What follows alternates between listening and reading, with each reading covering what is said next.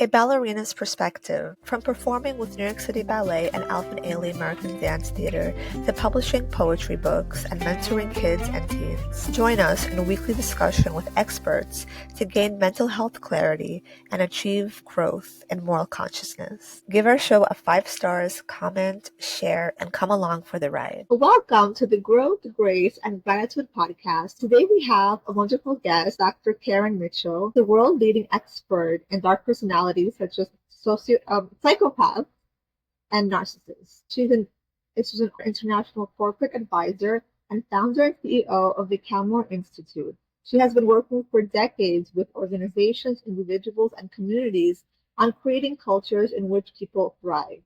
And as a society, since we're not always necessarily well equipped to recognize destabilizing or controlling people, they address those blockers to boost thriving cultures, which is such a beautiful way to kind of like introduce this conversation. So thank you so much for coming on the podcast. I'm so excited to chat. Thank you for inviting me, Ari. It's great to be here. Yes, I love it. And I love your page also over on Twitter X. I saw some of your posts regarding narcissism, and I really kind of resonated because so many people are going through this, especially like a lot of my listeners are on the journey of recovery. And sometimes it's like people don't even realize that they're going through a betrayal or a narcissistic kind of trauma until years and years later when their body starts kind of recovering from like a deep fatigue or a deep like psychological awareness that slowly starts to come forward. So it's like such an interesting and traumatic experience for so many. Yes. Well, my view is that there are a lot more people on the planet who are what I call dark personalities or predators. And when I talk about predators, I say that in the broadest sense of the word, not just sexual, but also exploitational predators, emotional predators, mental predators. And one of the reasons for that is because most of the studies on them have been done on prison populations. So there's not been a lot of work done on people that are predators that are in the legal profession or the medical profession or the psychological and mental health profession or, so it's very difficult for us to recognize the red flags and understand the shared attributes across the whole population. And my data indicates that some of the academics and researchers in the area are themselves predatory, and they've actively prevented the information getting out there.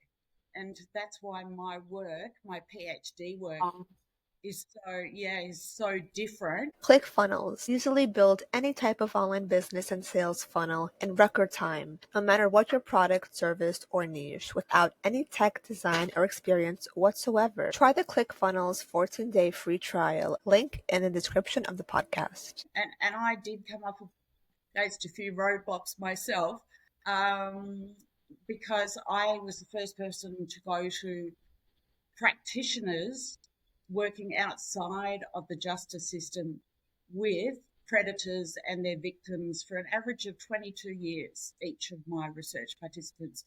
So they come from the areas of medicine, cults, corporates, child sex abuse and religion, a whole lot of areas, as well as the academic area of psychopathy and narcissism, etc.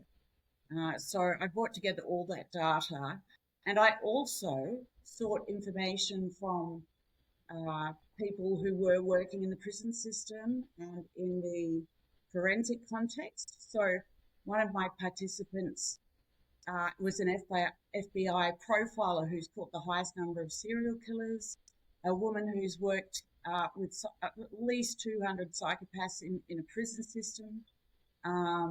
So I wanted to look at what are the red flags across the whole population, and what are the attributes. My data also showed tactics that they use. Podpitch is the first and only software that finds, writes, and sends pitches to podcast hosts from your actual email address. Podpitch will make sure you get podcast bookings, guaranteed. Link in the description of the podcast. So my model that I've created to represent them has got not just the 20 attributes that came out of my data, some which are very new, like brazenness. They're very brazen because they don't experience fear because of brain differences. And so they brazenly do things we would never do. Uh, so my model includes the attributes and the tactics. So things like DAVO, it's called. They use a strategy where they deny, then they attack, and they reverse victim offender. So whatever they've been doing, which is nefarious or harmful, they say that the victim does it. And so it creates a smoke screen because then the victim says, no, you did it. And it just becomes he said, she said. And so they're never held accountable. I mean, they actually are horrendously harmful, but brilliant in the way that they do things to get away, to stay hidden in society. Yeah. Wow. Yes, thank you so much for sharing that. That's so fascinating. And I think as more and more people are doing their research and finding those statistical data about narcissists and sociopaths, psychopaths, and all these different forms of manipulation and abuse that causes people so much trauma and so many years of healing and recovery, it's very hard to kind of like deal with, and especially when people are kind of like already sensitive, as many people are actually empaths, and they do feel like they're here on earth for a purpose to be kind and to spread kindness. And when they get caught up in that, the dark personalities, like you mentioned, it's so kind of difficult to get out sometimes because, like, since they're so charming to begin with, and seemingly they don't seem to exhibit any shameful characteristics, which is very strange. And it's like, generally a human has shame and they feel certain kinds of emotions like guilt, or, if they do something wrong, they have a conscience. And so I guess like psychologically, they're more healthy, and people who aren't able to feel shame, I feel like that's dangerous, because then they can do whatever they want and not feel the repercussions of that. Yes, that's exactly right. There's a few things I would respond to what you just said with. One is that they do target a particular type of human being. So there's several pieces of research, including my own, that indicate that they target people who are honest, straightforward, fairly caring, and that have some form of trauma already. Unlock your best life with Soul app. Book a holistic wellness experience with a trained guide and start changing your life today with compassion practices, inner healing, food and diet, and so much more. Tap into a healthier and happier life with the #1 purposeful living app in the US, the Soul app, link in the description of the podcast.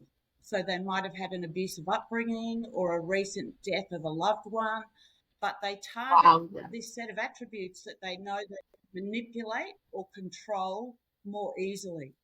And when they say that it's like they've got a spotlight on their forehead, these people. They really are like predators animal predators in the wild. They look for the vulnerable, the animal in the pack that's older or younger or has an injury, and then they try and isolate the weaker one from the pack, and that's what they do in real life. They isolate narcissists, isolate their victims from their families, from their friends, through a number of nefarious and manipulative means, and then they weaken them by demeaning them, etc. What my data shows is that in a personal relationship, and I have studied these in corporates and hospitals and etc. But in a personal relationship, what they will do is they will. It's called love bombing. They will be all as you've said, engaging initially, and the victim will think, oh my goodness, I found my soulmate, because this person reflects back everything. A lot of it might be lying, but they'll reflect back what the target or victim wants to hear. But as soon as there's a legal point, like a marriage or the birth of a child or something like that, that's when they change, because they know that the target is trapped at that point. There's a legal engagement. So, yeah. Wow. Yes, yes. I know so many times when the victims come forward and they finally start the healing journey, it also kind of like takes them a long time to get over the narcissist trauma and to get over the narcissist. So I think what ends up happening often is that they kind of try to put themselves in the narcissist's shoes and to try to like see like why and how and try to overanalyze everything, overanalyze to their emotions. And I'm wondering if that's like a healthy thing to do, or should they kind of like detach from that narcissist after they started going through their own recovery journey of the initial like shock? Sanger Daniels' online seminar promoting a positive message of self-healing with bioenergy work together with live seminars and remote coaching. Use code BIO20 for a 20% discount for our audience. Link in the description of the podcast. And trauma. Well, yeah, of course, detachment is the best thing with people like this, and detachment in a way that does not provoke them. We've heard the term grey rock, which means act like a grey rock, which means do not provoke them, do not get their Yeah. attention, do not do things in a horrible way with them.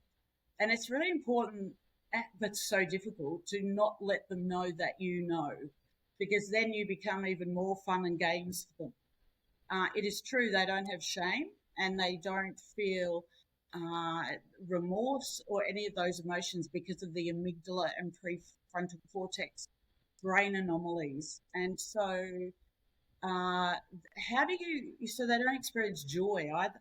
So then how do you get your kicks out of life?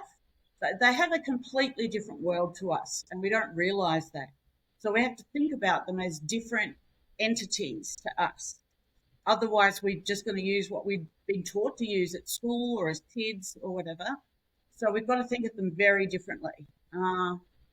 And so, yeah, using those, giving them feedback or trying to help them with that. And I used to do that in my corporate culture change career, where I worked internationally with executive groups and with organizations. And, we still do that to some extent at Calmore. But I realized how wrong some of that was in the early days. I mean, it works with most of the population.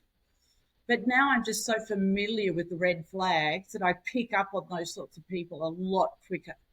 And I'm excited to get my work out there on the red flags, because there's many, many of them. And we just have not had that information out there. So, and particularly people, where were That's we? okay. That's okay. Sorry about that. I'm on a That's farm. okay. Really? Yeah, so my horses are That's amazing. staring at me saying, "When's breakfast?" Oh my gosh, that's amazing. What's that, Ari? That's so cool. I That know it that's is. so cool that you have. Yeah. What were we talking Okay, about?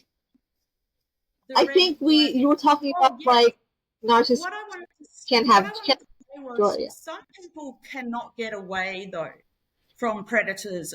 Like if you have children Yes. with one, or if your boss is one and you have to, because of financial reasons or whatever, you have to stay there, and that's really tough. And so to handle both of those situations, in terms of having children with them, that's really, really a hard gig and heartbreaking, because they will compromise their children to punish the other parent, to fulfill their own things in life they haven't fulfilled, just because they're sadistic.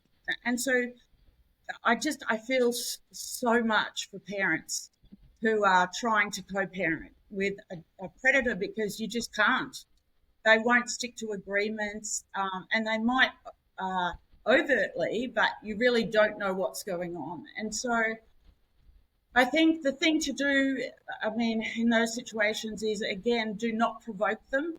as much as you might want to get angry, or you might want to clarify what was real, often you might want to say, you're lying, don't you? Or that's not the truth, don't you? Or so, do not do any of that stuff as much as you might want to, and as much as it might seem fair and appropriate, because they will respond to stuff like that in a negative way. And because they have no boundaries around what they might do, you just need to be cautious.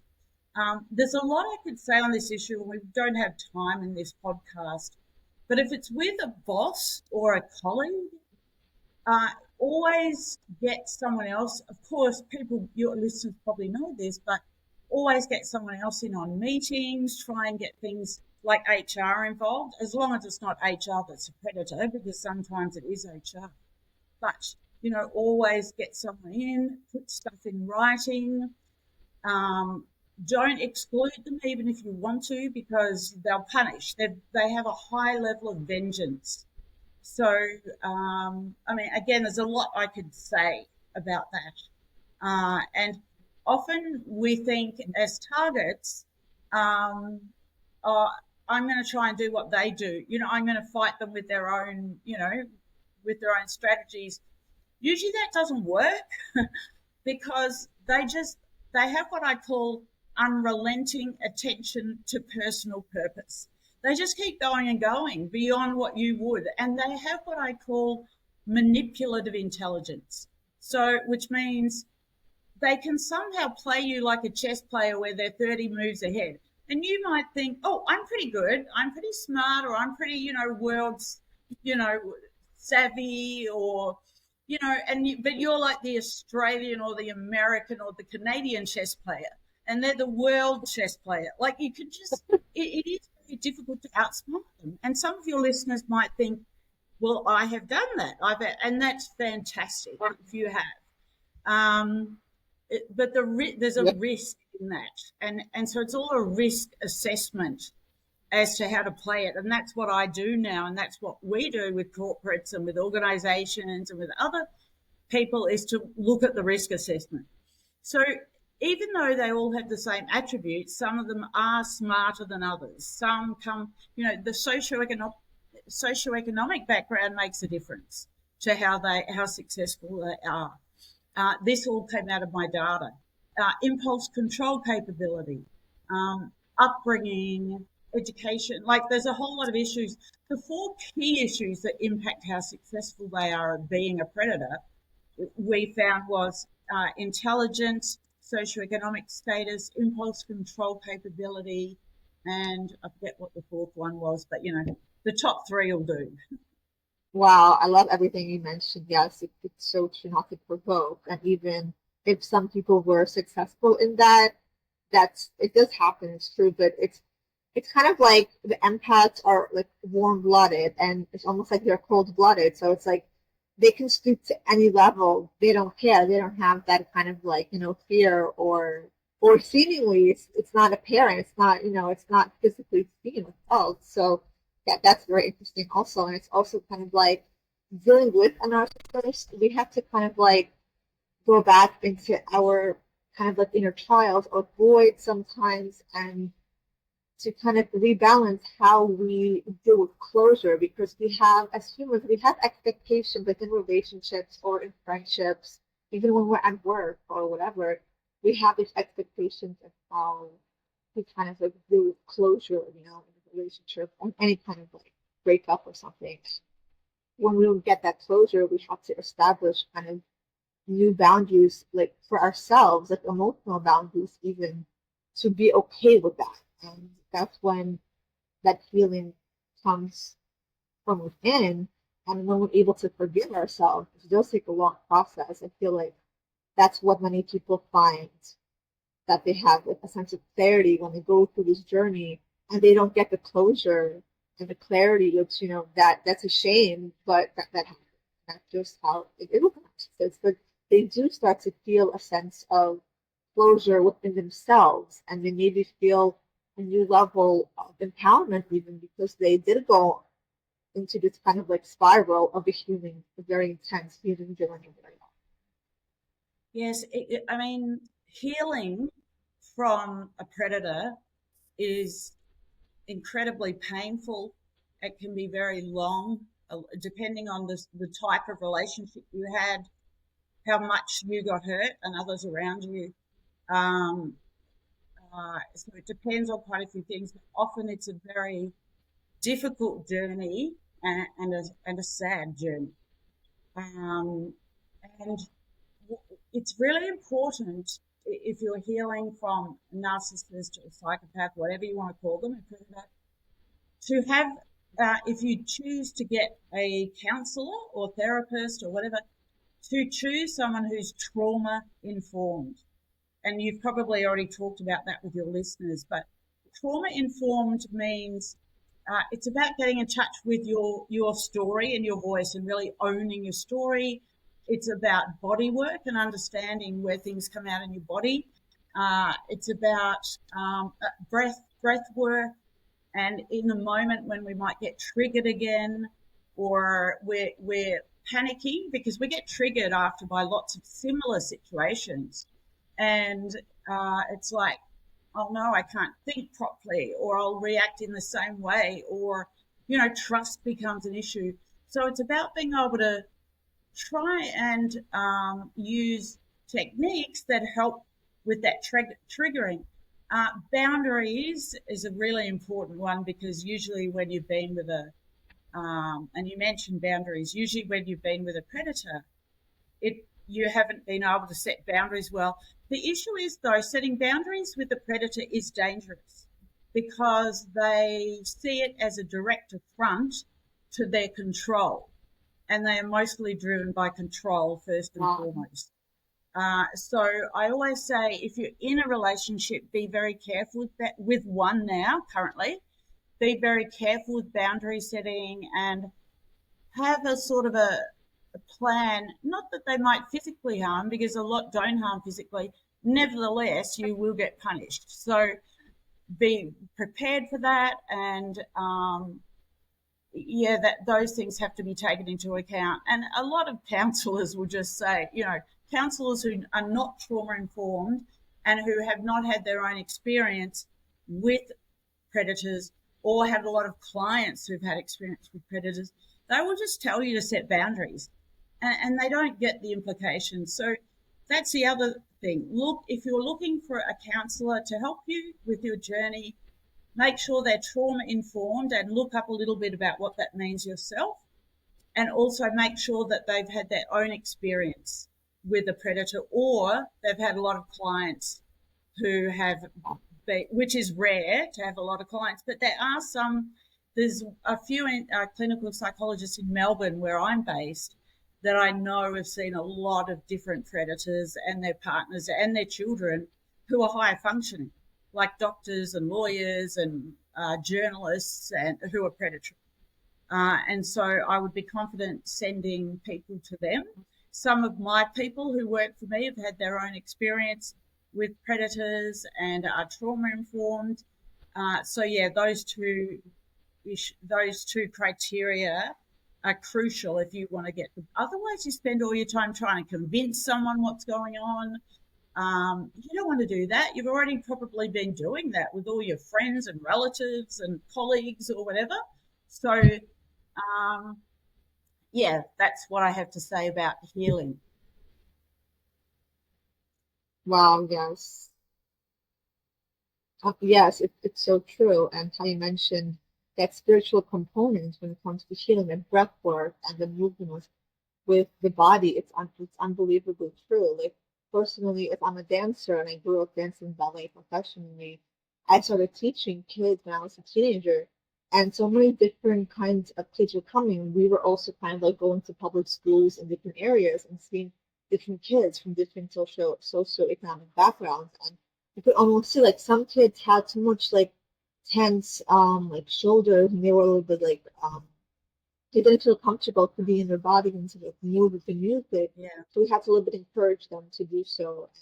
It's so interesting as adults as well. This also kind of comes across whatever the body also stores trauma. So when we're like able to move through it and maybe dance or do yoga or even get a massage, sometimes people will start like crying because It's like releasing stored trauma. So it's such an interesting component of the spiritual aspect of healing that, like, yes, body movement and breath work, it's so important. It's a beautiful thing Yeah, as well.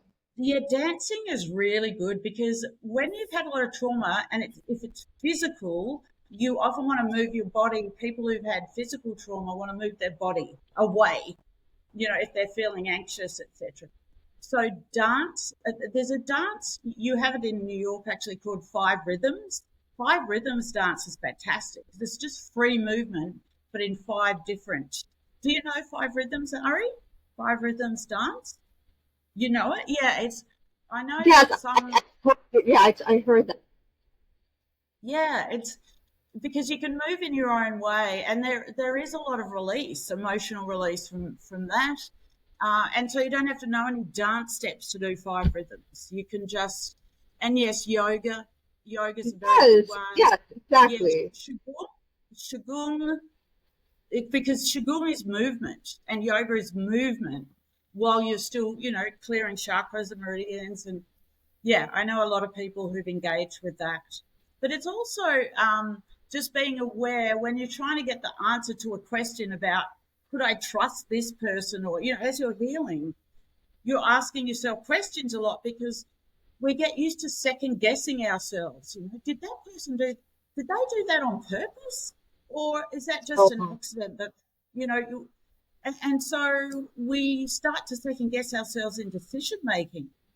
And so, but our body will tell us, as you would know, Ari, as a body specialist in dance. And so that's what a trauma informed counselor will help us with, what's going on in our body. And um, yeah, so that's really key. Yeah. yeah, that's amazing. And it's so interesting because today is actually National Punctuation Day. And I was thinking about the importance of kind of like as a writer has to think about when to pause, how to end a sentence, how to ask a question. There's so much structure and clarity there. And when it comes to us empaths or just anybody who's kind of going through that healing journey, it's kind of like emphasizing how can we start to rebalance the nervous system so we're able to Yes. respond rather than react. Because it's so easy to react, especially when we're close to somebody and they're triggering us and they're projecting all of this trauma and blame. They're projecting shame onto us. And it's like, it's so frustrating and infuriating. So, and we just react because our nervous system, we haven't reprogrammed it into the way that kind of like supports our confidence and our self-esteem and self-worth. And once we do reprogram that, it's like that awareness is going to bring in more kind of like responses that won't be reactive. Yes. Yes, exactly. That's the prolonged body work will really help with that we've talked about, the yoga and dance and qigong. It does help to reprogram. And it gets you in touch with your like it balances your head with your body. Sometimes as empaths we get into our head a lot around what's being said there, and second guessing, as I mentioned before, what do they mean, and so doing body work helps us to balance our body and our head, and that's very powerful. The other thing I would suggest in healing is uh, like read my work. I need to get it out in a book, and I'm working on that. But like, if people want to follow me on Twitter, I'm very committed to educating about the red flags, and I know so much about it from my research. And so I'm on Twitter, or X as it is now. I'm at Karen Mitchell, KarenMitchell _underscore. So at Karen Mitchell __, and learn the red flags, and because you just don't want to go back to the same patterns, which a lot of us will re-engage. So there's no doubt that there's a high likelihood as an empath who's already been targeted that we'll get targeted again, because we still have the same characteristics, and that doesn't change easily. So like the, to understand the red flags. Like for example, one of the things is that um, uh, predators, because they don't emote and because they want to know what your vulnerabilities are, they might watch your hands when you speak because they want to understand where you're passionate, right? And where your weaknesses are, because where you're passionate is your weakness.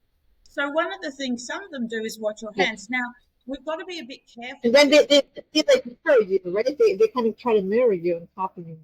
Well, mirroring, yes, but I noticed just as you spoke to me then, you're moving your hands. So that's a passionate area for you, and they can see that straight away. So that's a way they might get back at you when they want to start crushing you or demeaning you or whatever. We need to be careful because people who have neurodivergence, they have difficulty sometimes reading emotions. Some people do, so they might watch your hands. So you've got to have you've got to see a lot of red flags because people who are neurodivergent are well intentioned, etc. So, well, unless they're a predator, but so we're only looking at predators, and we want to look at a lot of red flags to make sure. But nevertheless, one red flag is one red flag, and yes, they will mirror and copy. Sometimes they'll copy clothes. If you look at public figures that are predators, you'll see if Yeah, there's court proceedings or something. I'm not willing to talk about any names ever publicly, but you can see people copying clothing and copying mannerisms to stir up people. Um, but there's lots of other red flags, and yeah, I talk about them a lot in my work. Uh, yes, one is shallow affect. So because they don't emote, they actually have a dullness about them.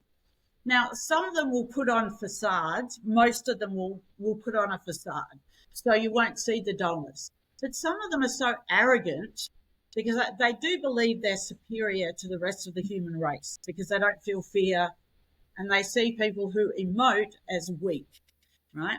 So some of them are so arrogant they don't put on the facade because they think they're good enough to get away with it without it, and so you will see a dullness, and they don't laugh much. They don't do an authentic laugh. Again, not all of them, but some. So the more we become familiar with these many, many red flags, the more we think, oh, yes. They can also shift, as most of us know who've been targeted, rapidly from acting emotions to nothing and that's a red flag for me. If I see someone suddenly shift the topic away from an emotional topic, because they don't really like emotional topics because they don't get it, right? So if they shift really quickly, like a total segue, that's a red flag. But I could tell you another 40, right? And so I would suggest if you've been targeted before, to learn them.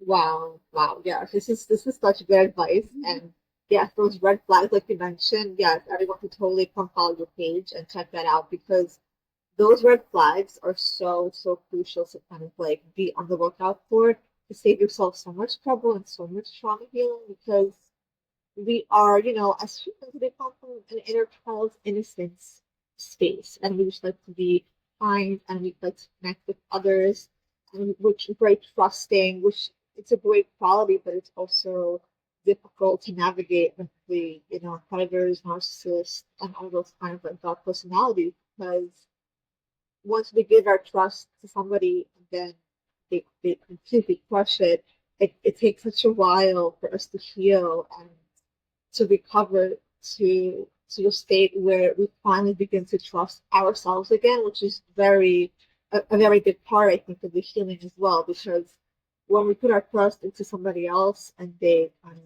betray that, we feel like a failure and then we have to go through all of these psychological states and emotions and process memories in all these different fields. That's why I guess talk therapy is very important at a certain period. And finding different kinds of therapy, like you mentioned before, horses, like even horse therapy and art therapy and dance therapy. It's such a beautiful Yeah. kind of addition to the healing. Yeah, the horse therapy is fantastic too.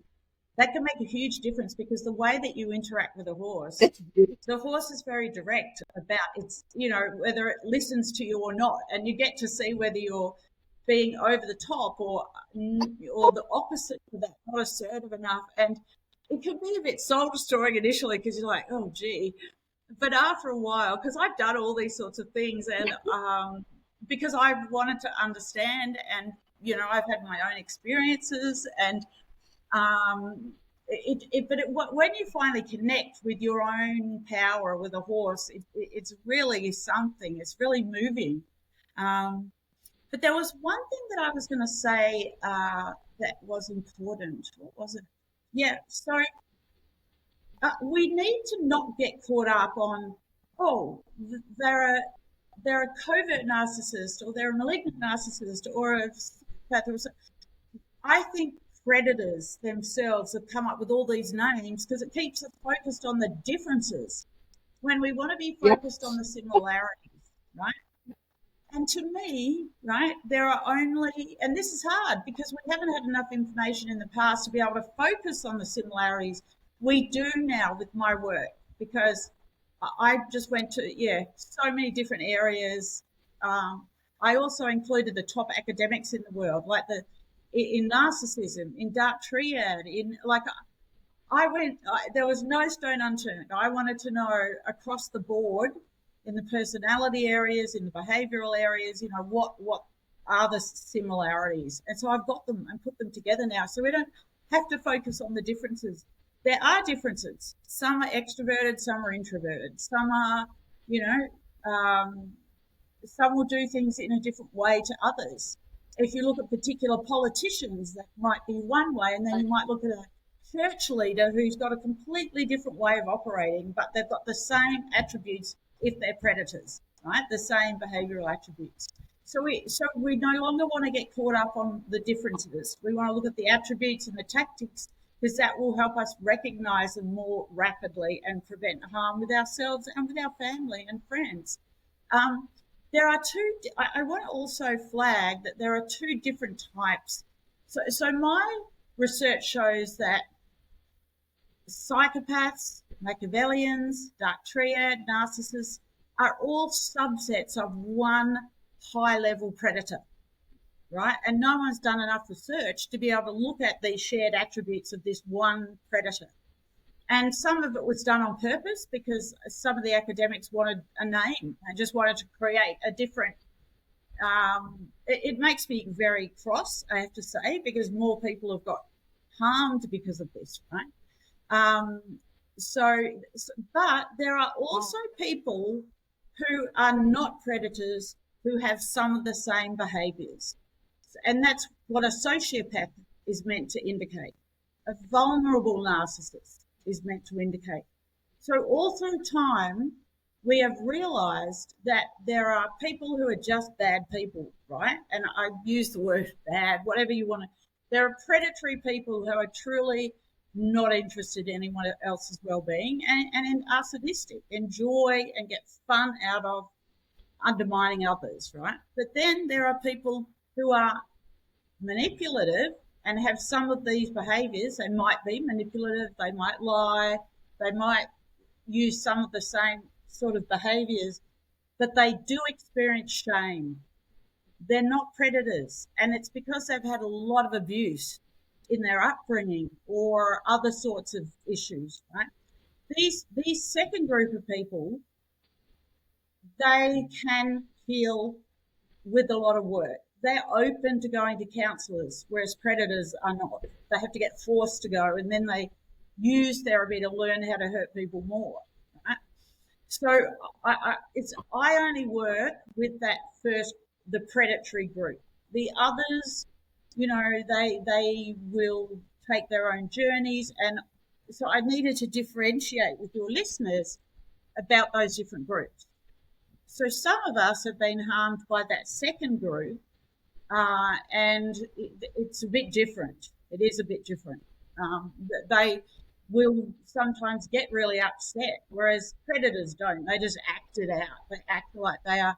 You'll see they cry and there's no tears, or they'll wipe their eyes and there's actually no tear to wipe away. Like it's so I wanted that's a really important distinction, right? The predatory group and this other group. Um, so yeah, and Wow. my red flags are from the predatory group because they're the really bad ones. So I had this theory that there are the predators and the prey, and the people who are normal in inverted commas, or who, the rest of the population. And they have some mental health ailments, some of them, etc. But the predators and the prey, there's a lot of each, right? And the prey, we've made up all these language like borderline personality disorder, histrionic disorder. To me, these behaviors of so-called borderline or whatever, they are just normal behaviors of people who've been targeted by predators. They're reacting to the torture that they've been through. So some of these things are labeling, and I don't like that. And so yeah, that second group are very much the prey that have been harmed a lot, and that they behave in ways that the human body and human mind responds. That's how they respond in war or in torture, which is what predators inflict similar experiences. Yeah. Yeah, that's on that they have this like PTSD and complex traumas developed. Yes, wow, that's so true. Yes, you explain everything so kind of beautifully.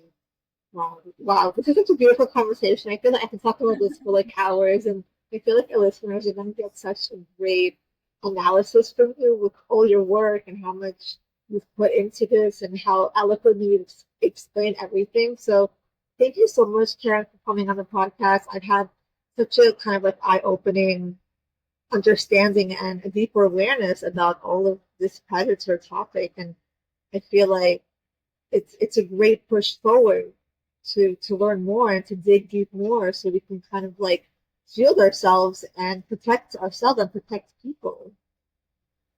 Yes, I'm really excited about my work too, that I think it is going to make a big difference.